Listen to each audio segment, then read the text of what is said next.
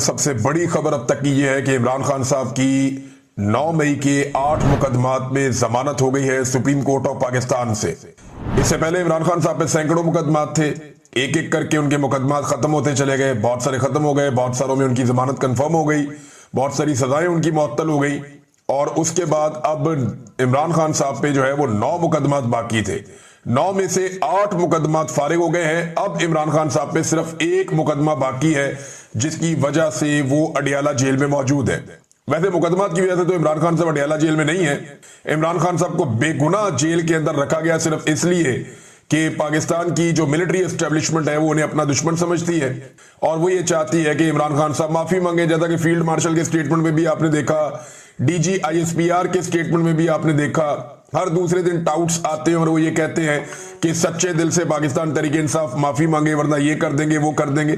तो ये एक पुरानी कहानी है जो चल रही है। एक बात तो साबित हो गई इस फैसले से कि 2 साल तक इमरान खान साहब को 9 मई के 8 केसेस में नाहक कैद रखा गया है। ये जो 9 मई के 8 केसेस में इमरान खान साहब को 2 साल तक जेल के अंदर रखा गया, ये नाहक कैद रखा गया है। ये बात आज सुप्रीम कोर्ट ऑफ पाकिस्तान से साबित हो गई और ये भी साबित हो गई कि पाकिस्तान की अदालतों ने एक आले के तौर पे काम किया। एस्टेब्लिशमेंट का वो हथियार बनी और इस हथियार ने पाकिस्तान तहरीक इंसाफ को कुचलने में अपना पूरा किरदार अदा किया। अब चाहे ये लोअर जुडिशरी है, चाहे ये हाई कोर्ट्स हैं, ये सारा मामला आपके सामने है।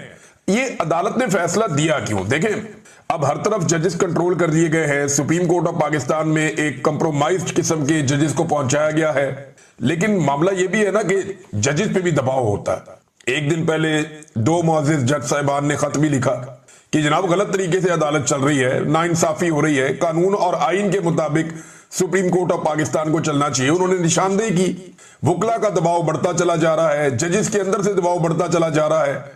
ये जब सारी चीजें होती हैं और उसके ऊपर सुहेल वड़ाइस साहब आर्मी चीफ की ख्वाहिश लाके छाप देते हैं कि जनाब इमरान खान इसलिए तो जेल के अंदर बंद नहीं है कि उसने जुर्म किए हुए, वो तो जेल में इसलिए बंद है कि वो आसिम मुनीर साहब से माफी नहीं मांग रहा या वो सच्चे दिल से माफी नहीं मांग रहा। अगर वो सच्चे दिल से माफी मांग ले तो मामला आगे बढ़ सकता है।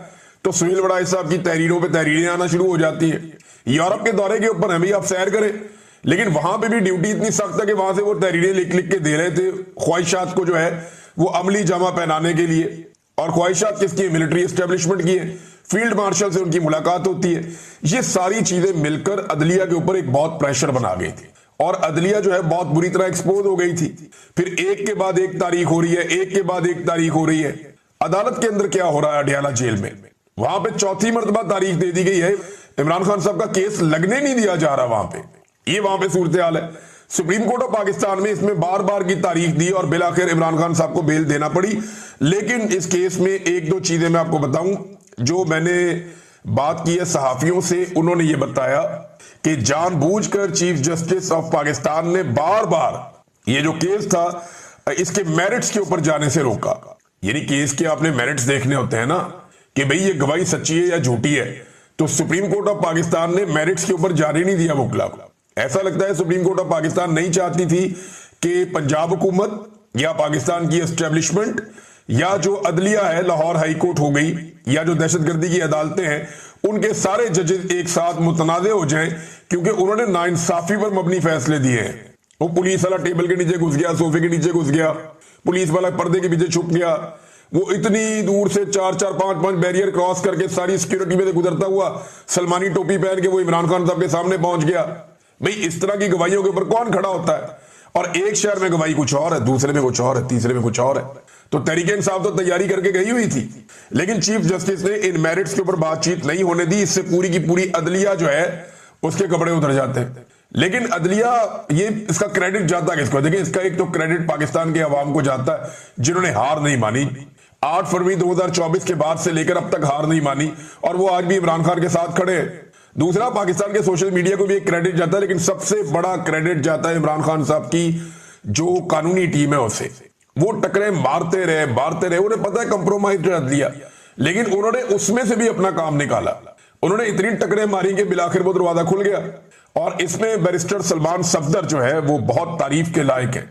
इमरान खान साहब की जो पूरी वकला की टीम है वो सभी मुबारकबाद के लायक हैं। बैरिस्टर सलमान सफदर साहब हैं, सलमान अकरम राजा साहब हैं, इन लोगों ने बड़ा अच्छा काम किया। लेकिन जो एक प्रोफेशनली मैंने देखा कि जिस वकील ने बहुत अच्छी हैंडलिंग की तमाम मामलात की और मुकदमात की, वो बैरिस्टर सलमान सफदर है। कमाल उन्होंने केसेस लड़े हैं, और जिन जिन लोगों ने उनको केसेस लड़ते हुए देखा, जिन सहाफियों ने भी देखा, उन्होंने बताया जी कि वो जबरदस्त किस्म के शवाहिद सामने रखते हैं, बड़ा टू दी पॉइंट आते हैं, और बड़े अच्छे उन्होंने मुकदमात हैंडल किए हैं। बड़ी प्रोफेशनली उन्होंने इन मामलात को डील किया कि एक तरफ एस्टेब्लिशमेंट है, पूरा का पूरा एक इदारा इस काम पे लगा हुआ है, इंटेलिजेंस एजेंसियां इस काम पे लगी हुई हैं, अदलिया को कंप्रोमाइज कर दिया गया है, 26वीं आईनी तरमीम के बाद पूरे निजाम को जकड़ दिया गया है, लेकिन फिर भी वो लगे रहे। बिल आखिर इमरान खान साहब के अब 9 में से 1 मुकदमा बाकी रह गया। अब सिर्फ एक ऐसा मुकदमा है जिसमें इमरान खान साहब को जेल में रखा हुआ है। इस मुकदमे में जाने से पहले मैं आपको बताऊं कि लोगों ने बड़ा जश्न मनाया, वुकला ने बड़ी खुशियां मनाई हैं। कई जगहों पे वुकला जो है मिठाइयां बांट रहे हैं, बार काउंसिल्स के अंदर लोग खुश हो रहे हैं, नौजवान खुश हो रहे हैं। तो एक सोशल मीडिया पे हर जगह पे एक सेलिब्रेशन है, लोग इसके ऊपर जश्न मना रहे हैं कि इमरान खान साहब के 9 मई वाला बयानिया भी जो है वो उलट गया। वहां पे भी उनकी अब जमानत हो गई है इमरान खान साहब की। नून लीग बड़ी अजीबोगरीब सूरत हाल में, उसे समझ नहीं आ रही इन जजों को गालियां देनी है या नहीं देनी, क्योंकि ये वही जजेस हैं जिन्होंने हर तरह की सहूलतकारी इस निजाम के लिए की है। ये वही जजेस हैं जिन्होंने वो सारे काम किए हैं जो एस्टेब्लिशमेंट ने और नून लीग ने उनसे गंदे काम करवाए हैं। ये सारे वो जजेस हैं जिन्होंने मिलिट्री कोर्ट्स जैसे एक घटिया काम को भी इन्होंने जवाब फराहम कर दिया और उसके हक में फैसला दे दिया। अब जब सुबह जज तब्दील हुए ना, तो उसमें ये पूछा गया इमरान खान साहब की फैमिली से कि जनाब आपको कोई एतराज है? उन्होंने कहा कोई एतराज नहीं है, जो भी जज हमें इंसाफ दो। सिर्फ अच्छा किया उन्होंने, वरना कई जर्नलिस्ट और बाकी लोग ये कह रहे थे कि जनाब अतरफुल्ला साहब को लाना चाहिए था या शहजाद साहब को लाना चाहिए था, जो दीगर जज जो है, जो न्यूट्रल जजेज हैं, उनको लेकर आना चाहिए था। ये जो जज लाए गए हैं रिजवी साहब, इनके बारे में कहा गया कि जनाब ये मिलिट्री कोर्ट्स के हक में इन्होंने फैसला दिया हुआ है, ये बहुत गलत हो जाएगा। लेकिन ये पाकिस्तान तहरीक इंसाफ और इमरान खान साहब की फैमिली ने बड़ा दिल किया, उन्होंने कहा जो मर्जी जज जा जाए हमें इंसाफ दें। अब कई केसेस ऐसे होते हैं जिनमें जज के लिए भी रास्ता कोई नहीं बचता, तो बिलाखिर इमरान खान साहब की जमानतें हो गई। नून लीग की सूरत हाल अजीब है, जजों को गालियां देनी है नहीं देनी वो इस मखमसे में। ये एस्टेब्लिशमेंट कल को अगर इनके ऊपर से हाथ उठा लेगी ना, ये एस्टेब्लिशमेंट को भी गालियां नहीं दे सकेंगे, क्योंकि जिस लेवल के इन्होंने जूते पॉलिश कर दिए, इनके पास पीछे हटने का रास्ता नहीं है। और जिस लेवल पे इन्होंने इस अदलिया को उठा के रखा है, इनके पास पीछे हटने का रास्ता नहीं है। अब ये कैसे कह सकते हैं कि जनाब ये जजेस, क्योंकि ये जजेस ये लोग खुद लेकर आए हैं, तहरीक इंसाफ ने तो इनकी मुखालफत की थी, वो तो मंसूर अली शाह साहब की बात कर रहे थे। ये जजेस ये हुकूमत खुद लेकर आई है, लिहाजा इनसे तो ये गिला कर ही नहीं सकते। अब आ जाए नाजरीन इस बात पे कि इमरान खान साहब अब जेल में क्यों है। सिर्फ एक केस है अलकादर यूनिवर्सिटी वाला। अब कैदी नंबर 804 जो है वो सिर्फ इसलिए जेल में है, सिर्फ और सिर्फ इसलिए जेल में है कि उसने एक यूनिवर्सिटी बनाई। कैदी नंबर 804 और उसकी एहलिया सिर्फ एक यूनिवर्सिटी बनाने के जुर्म में इस वक्त जेल में बंद है। और वो जो पैसा जिसका नाम लिया जाता है ना कि वो इतने मिलियन पाउंड है, वो पैसा सुप्रीम कोर्ट ऑफ पाकिस्तान के अकाउंट में पड़ा है, जिन्हें किसी ने नहीं पूछा। और इंटरेस्टिंगली वो पैसा मौजूदा हुकूमत ने निकाल के इस्तेमाल करना भी शुरू कर दिया है। तो आप अंदाजा कीजिए कि एक आदमी को ऐसे जुर्म में जेल में रखा गया है जो जुर्म हुआ ही नहीं, और वो एक ट्रस्ट है, वो यूनिवर्सिटी वहां पे बनी हुई है, बच्चे वहां पे तालीम हासिल करते हैं। ये केस फौरी तौर पे उड़ जाएगा, इमरान खान साहब के वकला ने दावा किया। बैरिस्टर सलमान सफदर साहब कहते हैं कि लंबे अरसे से, कई महीनों से ये वाला केस इस्लामाबाद हाई कोर्ट में लग ही नहीं रहा, और हम बहुत कोशिश कर रहे हैं, लगातार कोशिश कर रहे हैं कि किसी तरह ये केस इस्लामाबाद हाई कोर्ट में लग जाए। अगर ये केस इस्लामाबाद हाई कोर्ट में लग जाता है तो 15 मिनट में वो कहते हैं कि इमरान खान साहब बाहर आ जाएंगे। 15 मिनट में इमरान खान साहब का उनका दावा है कि अगर ये केस लग जाता है तो ये 15 मिनट का केस है, उससे ज्यादा का नहीं है। लेकिन एक बात आप और नाजरीन ज़हन में रखें कि अवामी दबाव के बगैर ये मुमकिन नहीं है। पाकिस्तान की जो मिलिट्री एस्टेब्लिशमेंट है, ये क्योंकि एक्सटेंशंस का टाइम चल रहा है, डीजी आईएसआई हो या पाकिस्तान के army chief field marshal Asim Munir हो, इनकी एक्सटेंशंस के मामलात हैं। और इसमें एक बड़ा अहम स्टेटमेंट है, बड़ा छोटा सा स्टेटमेंट है लेकिन बड़ा मानी खेज है। हमने थोड़े दिन पहले इस पर डिस्कशन की थी, मैंने, साबिर शाकिर साहब ने और शहजाद अकबर साहब ने, कि क्या एक नया नोटिफिकेशन चाहिए होगा आर्मी चीफ को। तो आज सलमान अकरम राजा साहब ने कहा कि आर्मी चीफ की मुद्दत मुलाजमत के नोटिफिकेशन की जरूरत है। कंफर्म किया उन्होंने कि आर्मी चीफ की मुद्दत मुलाजमत के एक नोटिफिकेशन की जरूरत है, लेकिन ये कानूनी मामला है, इस पर गौर होगा तो बात करेंगे। बात तो हो गई अब और बात बाहर निकल आई।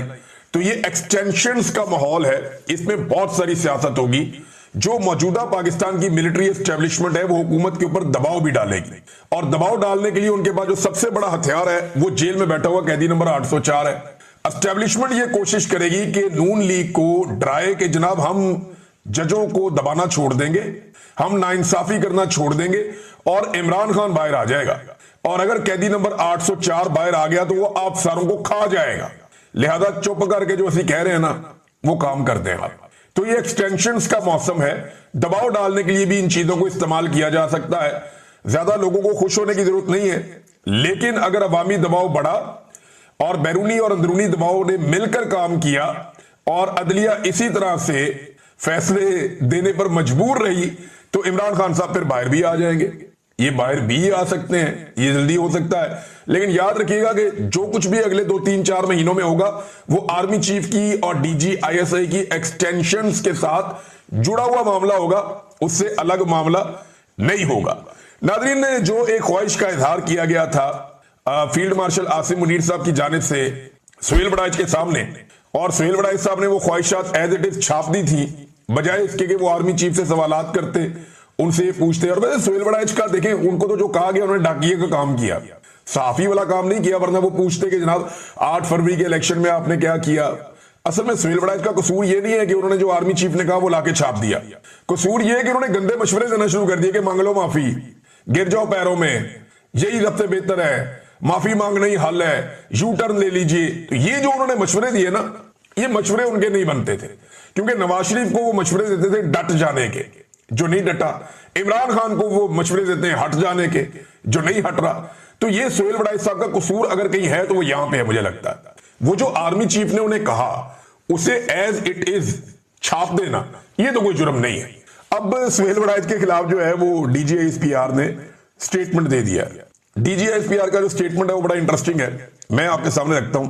वो कहते हैं कि ब्रिसल्स में आर्मी चीफ ने इमरान खान या पीटीआई का कोई जिक्र नहीं किया, नंबर 1। नंबर 2, सुहेल बड़ाइच ने अपने जाती फायदे के लिए मन घड़त कहानी घड़ ली है, मन घड़त कहानी। सुहेल बड़ाइच साहब, मैंने आपसे कहा था ना एक पिछले वीलॉग में कि ये एस्टेब्लिशमेंट की आदत है, जैसे ही जमीन गर्म होती है ना तो ये अपने बच्चे अपने पैरों तले दबा लेती है, और यही आज आपके साथ हुआ है कि जैसे ही इन्होंने मार्केट में खबर लॉन्च करवाई है आपके जरिए से, ये बड़े लंबे अरसे से करवा रहे हैं, मैं भी साबित भी कर दूंगा, इन्होंने आपके जरिए से खबर लॉन्च करवाई और जैसे ही अवामी रिएक्शन देखा तो ये दौड़ गए। अब इनके भागने के बाद आप बताएं आप क्या करेंगे। सुहेल बड़ाइच साहब के पास ऑप्शन बहुत थोड़े हैं। देखिए, जाती फायदा भी करार दे दिया, मफाद परस्त करार दे दिया सुहेल बड़ाइच को, और साथ ही कह दिया कि झूठ भी बोलता है, मन घड़त कहानी उन्होंने खुद ही घड़ ली है, और साथ ये भी कहा कि जनाब वो मुलाकात तो लोगों के बीच में हुई थी, सुहेल बड़ाइच की अलग से हुई नहीं। फिर उन्होंने ना सिर्फ सुहेल बड़ाइच को रगड़ा दे दिया बल्कि जंग ग्रुप को भी रगड़ा दे दिया। उन्होंने कहा जी मीर शकील उर रहमान का इदारा, उन्होंने कहा जी कि इदारे को भी जिम्मेदारी का सबूत देना चाहिए था। अब सवाल यह है कि डीजीआईएसपीआर आपके आर्मी चीफ के हवाले से बकौल आपके झूठी खबरें छप रही हैं, तो यहां तो छोटी छोटी बात के ऊपर पीका ऑर्डिनेंस लग जाता है। क्या अब आप जंग और जियो ग्रुप के ऊपर और सुहेल बड़ाइच के ऊपर पीका ऑर्डिनेंस लगाएंगे? ये नहीं लगेगा, लगा भी तो एक नूरा कुश्ती होगी, इसके अलावा और कुछ नहीं होगी, ये मुझे आइडिया है।